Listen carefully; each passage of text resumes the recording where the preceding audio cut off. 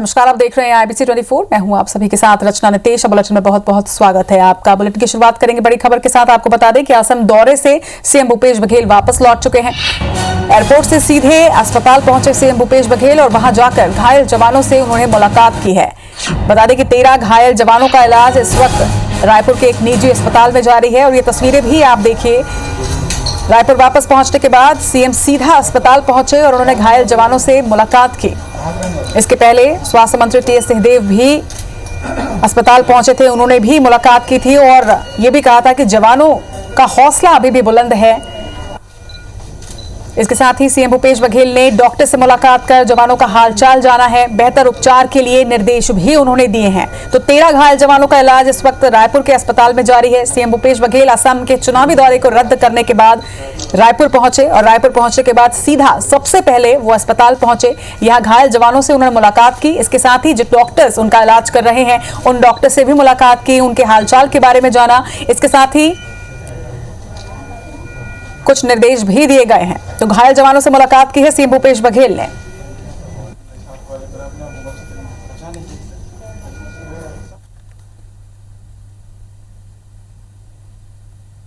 असम से रायपुर लौटे सीएम भूपेश बघेल ने कहा कि नक्सली हमारे ऑपरेशन से बौखलाए हुए हैं और इसलिए इस कायराना हरकत को अंजाम दे रहे हैं। वहीं उन्होंने ये भी कहा कि जवानों की शहादत जाया नहीं जाएगी, आगे भी नक्सलियों के खिलाफ ऑपरेशन जारी रहेगा।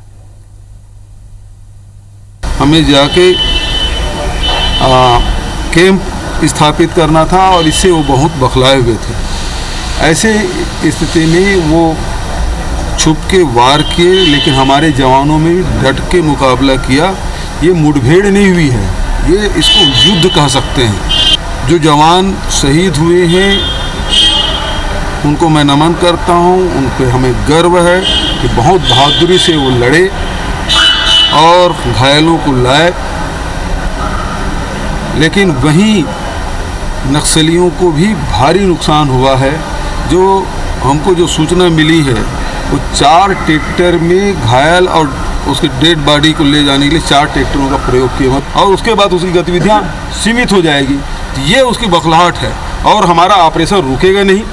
हमारे जो जवान शहीद हुए हैं वो जाया नहीं होगा। ऑपरेशन हमारा चलेगा, कैंप हम स्थापित करेंगे, सड़क हम बनाएंगे, लोगों की जो कनेक्टिविटी उसे देंगे, जो आम जनता की जो सुविधा है उसे हम प्रोवाइड करेंगे। और इस खबर पर ज्यादा जानकारी के साथ हमारे सहयोगी तहसीन जैदी अस्पताल से सीधे हमारे साथ लाइव जुड़ रहे हैं।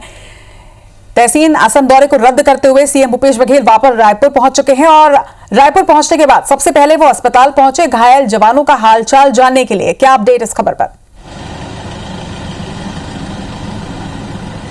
देखिए, जिस तरीके से असम का दौरा रद्द करने के बाद सीधे रायपुर एयरपोर्ट आए। रायपुर एयरपोर्ट के बाद ये पचमढ़ी नाका स्थित एक निजी अस्पताल जो है वहां पे जहां जवान घायल हैं उनका जो इलाज चल रहा है वो वहां मिले हैं और एक जवान से करीब 5-5 मिनट उन्होंने बात की है। कम से कम आधा घंटा से ज़्यादा वो वहाँ पे रहे हैं और सभी जवानों का उनकी चोट देखी है, डॉक्टरों से उनके बारे में पूछा है, जवानों से पूरा जो वाकया था वो सुना है और अच्छे से उनका मनोबल बढ़ाया है और ये कहा है कि उनके जो भी इलाज होगा उसमें किसी भी तरह की कोई कोताही न की जाए। इस बात के सख्त उन्होंने निर्देश दिए और उन्होंने उसके बाद ये बात कही है कि उनको जवानों पे काफ़ी गर्व है क्योंकि उनका ये कहना था कि ये कोई मुठभेड़ नहीं है, ये एक युद्ध था जिसमें जवान डट कर लड़े हैं। और जिस तरीके से जवानों ने भी बताया कि एक जो पल की उनको जो जानकारी दी उससे वो काफ़ी उन्होंने उसको धन्यवाद भी कहा जवानों को कि खूब उन्होंने लड़ा है। और उसके बाद ये कहा है कि जो जवान हैं उनकी जो शहीद जवान हुए उनकी शहादत व्यर्थ नहीं जाएगी और आने वाले दिनों में कई बड़े ऑपरेशन जो हैं इनके खिलाफ किए जाएंगे। फिलहाल जो है मुख्यमंत्री और कल जो जगदलपुर जाएंगे और साथ में उनके जो सीनियर ऑफिशियल्स हैं वो उनके वहाँ जाएंगे और वहाँ एक बड़ी मीटिंग वहाँ पे करने की बात उन्होंने कही है। और उन्होंने कहा है कि जवान जो हैं उन्होंने खूब डट के लड़ा है और उनको इस बात का गर्व है। जी चलिए, तमाम जानकारी के लिए आपका बहुत बहुत शुक्रिया तहसीन। बढ़ेंगे आगे। बीजापुर के तर्रेम में हुए नक्सली हमले में 22 जवान शहीद हुए हैं, जबकि 31 जवान घायल हुए हैं। घायलों का रायपुर और बीजापुर में इलाज जारी है। वहीं सीएम भूपेश बघेल अपना चुनावी दौरा छोड़कर स्थिति का जायजा लेने के लिए रायपुर पहुंच चुके हैं, जबकि केंद्रीय गृह मंत्री अमित शाह भी असम से दिल्ली के लिए रवाना हो चुके हैं। इधर घायल जवानों का हालचाल जानने के लिए अधिकारी और नेता अस्पताल पहुंच रहे हैं। वहीं सीएम ने केंद्रीय गृह मंत्री अमित शाह से इस पूरी घटना और आगे की रणनीति को लेकर चर्चा की है।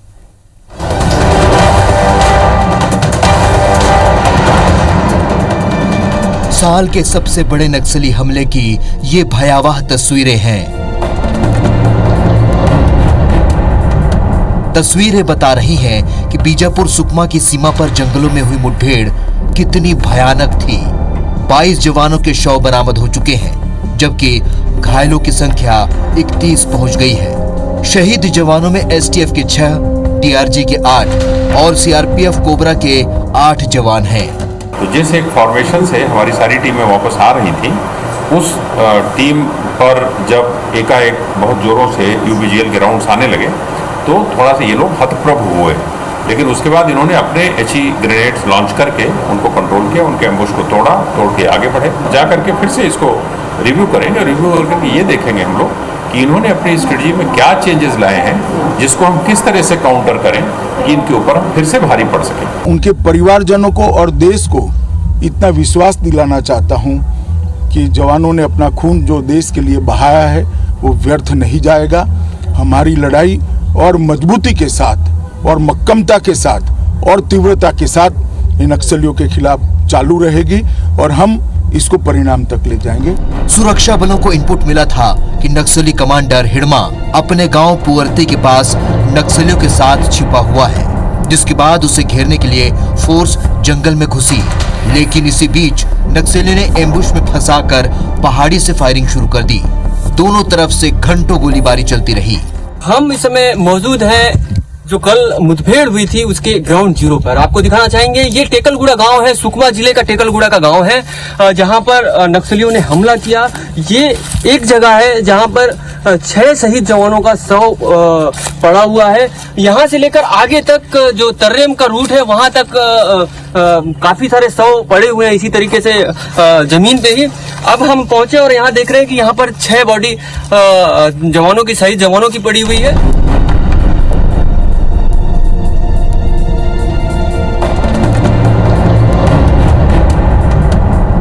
मुठभेड़ में सिर्फ जवानों को भी नुकसान नहीं हुआ बल्कि नक्सलियों को भी नुकसान हुआ है। टेकलगुड़ा गांव में इसमें हम खड़े हैं, यहाँ घाट दिखाना चाहेंगे जिसमें खून के धब्बे भी हैं।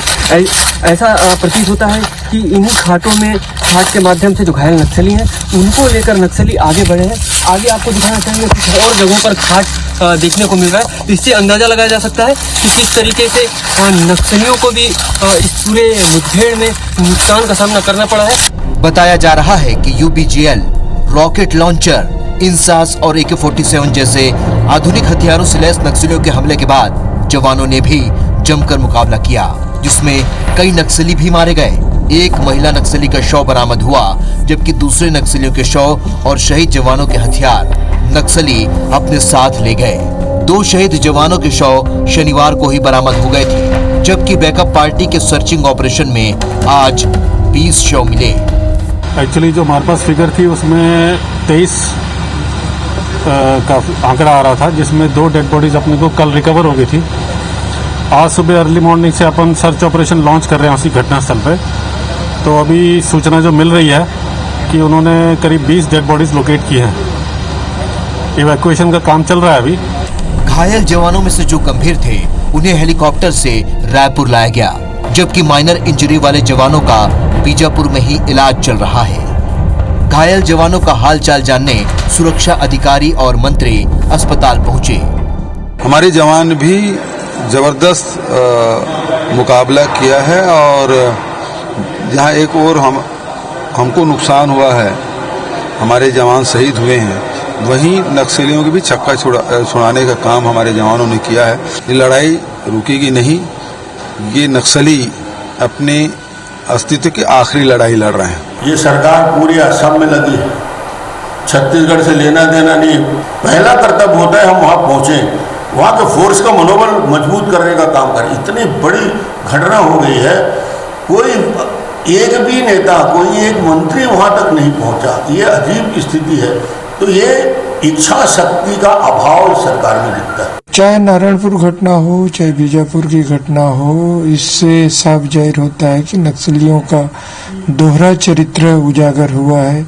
एक और नक्सली वार्ता के लिए पत्र लिखते हैं, दूसरी ओर इस घटनाओं को अंजाम देते हैं, तो कहीं न कहीं नक्सलियों का जो दोहरा चरित्र है उजागर हुआ है। लेकिन सवाल ये है कि आखिर नक्सलियों का ये आतंक कब तक देश सहता रहेगा? कब तक इसी तरह से हमारे जवान इन नक्सल आतंकियों की भेंट चढ़ते रहेंगे? राज्य और केंद्र के एकजुट प्रयास से नक्सलियों के खात्मे की बातें क्या कभी जमीन पर उतर पाएंगी? सुकमा से राजा राठौर और बीजापुर से के संतोष के साथ ब्यूरो रिपोर्ट IBC 24। छत्तीसगढ़ के पूर्व गृह मंत्री रामसेवक पैकरा ने बीजापुर हमले पर कड़ी प्रतिक्रिया दी है और सरकार से ये मांग की है कि जिस तरह से नक्सली हमले में हमारे जवान शहीद हुए हैं, इसका बदला लेना चाहिए, न कि नक्सलियों से बातचीत करनी चाहिए। पैकरा ने कहा कि नक्सली हिंसा के पीछे खुफिया एजेंसी का फेल्योर है।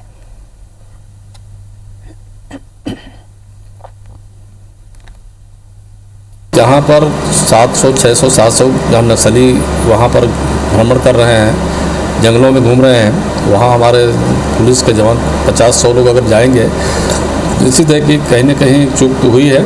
अब इस पर शासन प्रशासन को ध्यान देने की जरूरत है कि एजेंसी हमारा मजबूती से उन क्षेत्रों में काम करे।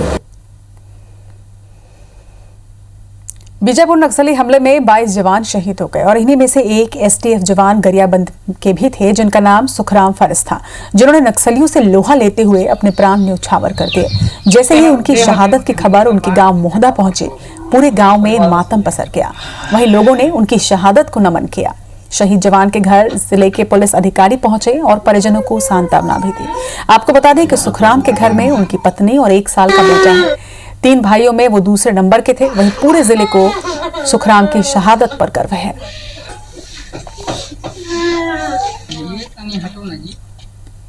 मेरा भाई शहीद हुआ है। मुझे मेरे मम्मी पापा, मेरे भाई बहन से बड़े गर्व की बात है कि मेरा भाई अपने देश के लिए कुर्बान हुए है। मैं यही कहना चाहता हूं कि मेरा भाई को भगवान हमेशा खुश रखे। बीजापुर के तर्रेम में पुलिस और नक्सली मुठभेड़ के बाद 13 जवानों को रायपुर के अलग अलग निजी अस्पतालों में लाया गया है। सभी घायल जवानों की हालत स्थिर बताई जा रही है। वहीं डॉक्टरों के मुताबिक कई जवानों को अंदरूनी बुलेट इंजरी हुई है। डॉक्टरों के मुताबिक पिछले 4-5 सालों में हुई मुठभेड़ में घायल जवानों की चोटों की अपेक्षा इन सभी 13 जवानों के शरीर में पहली बार अत्याधुनिक हथियारों से चोट है।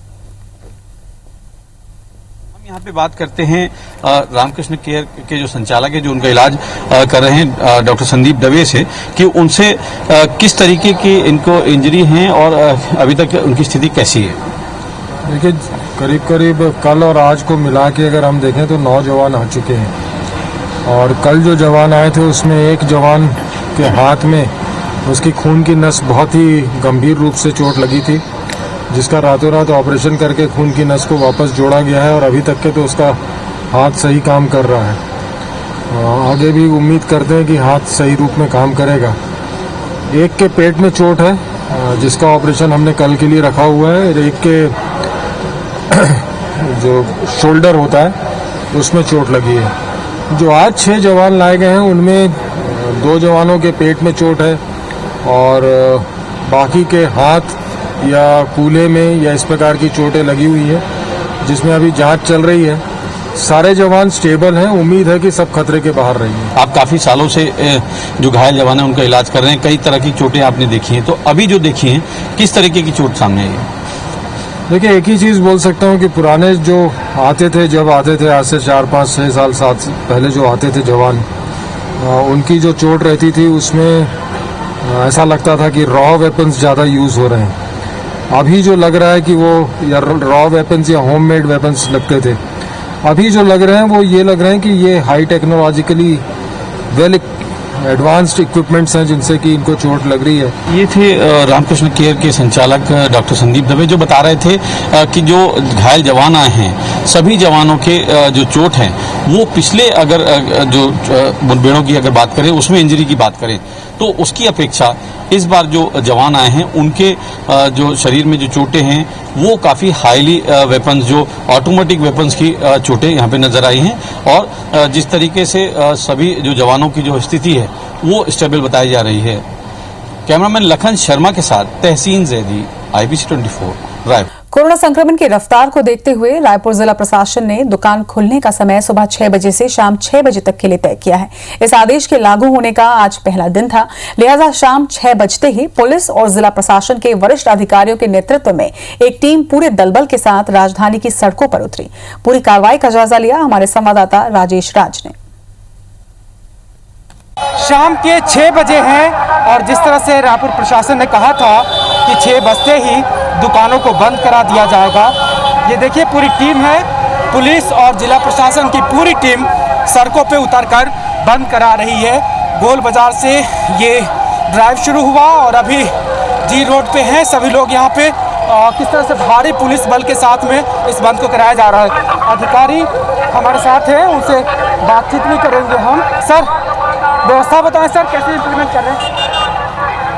आज 6 बजे से सभी दुकानें बंद होनी थी, माननीय दंडाधिकारी महोदय के आदेशानुसार बंद कराया जा रहा है और होटल, ढाबा, रेस्टोरेंट के अलावा सभी दुकानें बंद करा रहे हैं। सबको समझाइश दे रहे हैं आज, क्योंकि फर्स्ट डे है और सब लोग मान रहे हैं। कुछ लोगों को थोड़ा कंफ्यूजन है, उसको क्लियर करा रहे हैं। इसी प्रकार के कुल्फी सेंटर पे भी पूरे ठेले भी, खोपचे भी बंद होने हैं। तो सबको बताया जा रहा है कि ये सबके लिए आदेश है और सख्त पालन किया जाएगा। यदि कोई इसका उल्लंघन करता है तो कार्रवाई की जाएगी। और चूंकि जिला प्रशासन के टीम भी हमारे साथ हैं और अधिकारी भी। सर बताएं सर, किस तरह से इंश्योर करेंगे पूरी व्यवस्था को? देखिए, सबसे ज़्यादा ज़रूरी और सबसे अच्छी बात यह है कि पब्लिक का भी सपोर्ट मिल रहा है और ये बहुत आवश्यक है कि हमें किसी भी स्थिति में लोगों का जमघट और लोगों के क्राउड को एक जगह इकट्ठा होने से रोकना है। शाम के समय में अक्सर देखने आता है कि लोग शाम को घूमने निकलते हैं और सभी दुकानों पर बहुत ज़्यादा भीड़ दिखाई देती है, तो इसीलिए शाम को 6 बजे तक जितनी भी दुकानें हैं, रेस्टोरेंट को छोड़ के बंद किया गया है। उसके लिए हम प्रयास कर रहे हैं और सबको हमको सहयोग बराबर मिल रहा है। जिला प्रशासन के साथ साथ में पुलिस की भी यही कोशिश है कि आम लोग जागरूक हों, प्रशासन को सख्ती न बरतनी पड़े, ये नौबत ना आए और लोग सहयोग करें और जो नियम है वो खुद ब खुद लोग फॉलो करें। कैमरा पर्सन योगेंद्र के साथ राजेश राज, IBC 24 रायपुर। दुर्ग जिले में 6 अप्रैल से 9 दिन के लॉकडाउन से बाजार में भीड़ भाड़ बढ़ गई है। लोग रोजमर्रा के जरूरत के सामान खरीदने के लिए यहां उमड़ पड़े हैं। वहीं कहीं कहीं सामानों के रेट बढ़ने की भी बात सामने आ रही है। सामान खरीदने के लिए पहुंच रहे अधिकतर लोग मास्क लगाए हुए हैं। वहीं दुकानदार भी संक्रमण से बचाव के लिए सामान देने के लिए एहतियात बरतते नजर आ रहे हैं। वहीं दंतेवाड़ा में कोरोना के बढ़ते संक्रमण के बीच भी लोगों की लापरवाही कम नहीं हो रही। यहाँ मास्क लगाकर घर से बाहर निकलने की अपील का कोई भी असर लोगों पर नजर नहीं आ रहा। इधर कुआकोंडा पुलिस ने चलाने कार्रवाई शुरू कर दी है। रविवार को पुलिस ने चौराहों में पहुंचकर बिना मास्क के घूम रहे लोगों का चालान काटा और मास्क लगाने की नसीहत भी दी।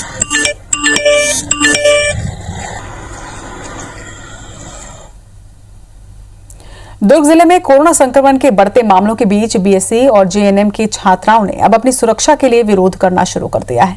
होम आइसोलेशन में रहने वाले कोरोना संक्रमित लगभग 20,000 लोगों को रोज फोन कर उनकी दवाई और हालचाल जानने वाली BSc और JNM छात्राओं ने अब कॉलिंग का काम बंद कर दिया है, क्योंकि उनके 20 साथी कोरोना संक्रमित हो चुके हैं और उन्हें एक ही हॉस्टल में रहकर आइसोलेट किया जा रहा है, जिससे संक्रमण का खतरा अब उनमें बढ़ गया है। वहीं इसके चलते उन्होंने अब कॉलिंग का काम नहीं करने का फैसला किया है। विज्ञान विकास केंद्र में ड्यूटी लगा रहे हैं, जहाँ पे हम लोग जाना नहीं चाहते हैं और ड्यूटी करना नहीं चाहते, क्योंकि हमारे हॉस्टल में पूरे मतलब 20 लोग पॉजिटिव आ गए हैं और 5-6 लोग सस्पेक्टेड हैं, जिसकी वजह से हम लोग छुट्टी चाहते हैं। हम लोग का प्रॉब्लम ये है कि मतलब हमारे हॉस्टल में रूम से मतलब सबके रूम से कोरोना पॉजिटिव निकल रहे हैं और हम लोग चाह रहे हैं कि कुछ दिन के लिए ही हम लोग घर चले जाए, जितने लोग नेगेटिव है अभी उन लोग, बट हम लोग को नहीं मिल रहा है छुट्टी।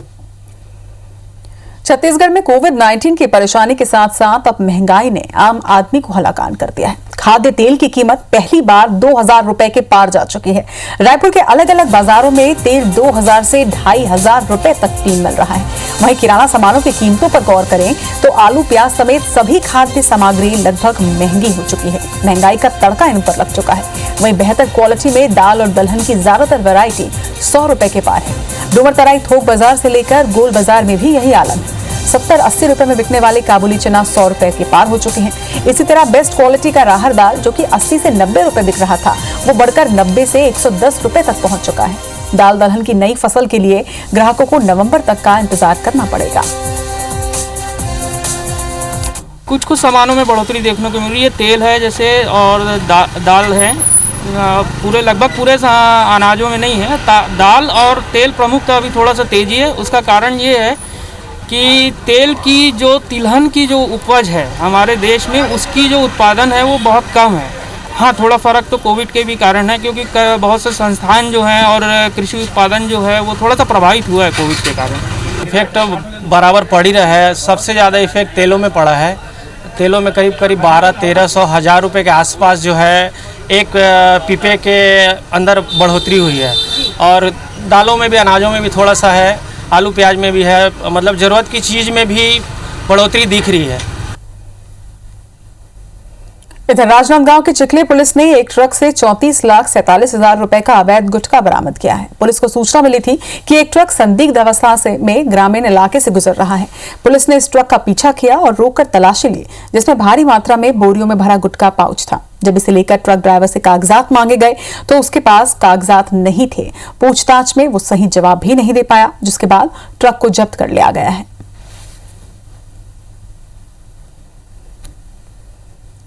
राजिम के त्रिवेणी संगम पर बन रहा सस्पेंशन ब्रिज 4 वर्षों बाद पूर्ण होने जा रहा है। जल संसाधन विभाग के कार्यपालन अभियंता एसके बर्मन ने बताया कि होली के चलते 15 दिनों तक काम बाधित रहा। हालांकि इस महीने के अंत तक ब्रिज के तैयार होने की संभावना है। ब्रिज के बनने से नवापारा और राजिम के निवासी काफी खुश हैं।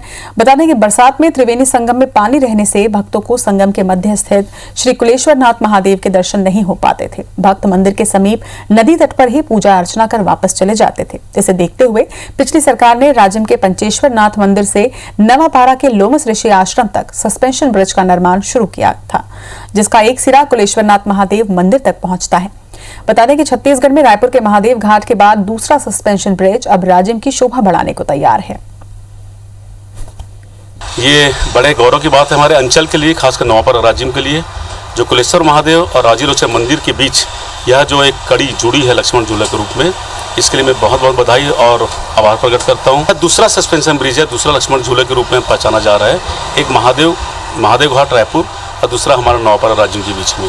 और नगरवासियों को, छत्तीसगढ़ वासियों को इसके लिए बहुत बहुत शुभकामनाएं देता हूँ, बधाई देता हूँ। छत्तीसगढ़ की खबरों में फिलहाल इतना ही। आगे देखिए मध्य प्रदेश की खबरें। नमस्कार।